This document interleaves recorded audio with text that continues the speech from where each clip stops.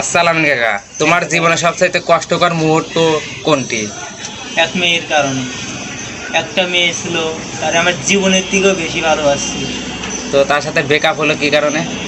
কারণ একমাত্র আমাদের সন্দেহ করতো।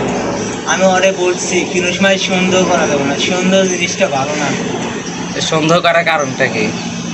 আমি বলে কথা কই, আমারে আবার ইতিমধ্যে পরীক্ষা করে, তারপরেও আমি ওটা কিছু মনে করি না, সবার কাছে বলে। আমি বলে ভালো না, জামাই নিয়ে এসে আমার সামনে দিয়ে দেখাইবো, আমার থেকে ভালো বেটার কাউরে নিয়ে এসে দেখাইবো, আমার এই কথা বলে। এর থেকে আমি মনে করি কষ্টের মতো আর কিছু কিছু নাই। আমার জীবনের থেকে বেশি ভালোবাসি, এখনও ভালোবাসি। তার দেওয়া সার, তার দেওয়া গড়ি এখনও করি আছে, তাহলে বোঝেন কতটা ভালোবাসি। এখনও ভালোবাসি বলে। হয়তো আমি তার যোগ্য ছিলাম না, হয়তো আমার থেকে বেটার কাউরে পাইছে, এই জন্যই আজকে এই কারণ। ছেলে মানুষ তো নীরবে থাকতে হয়।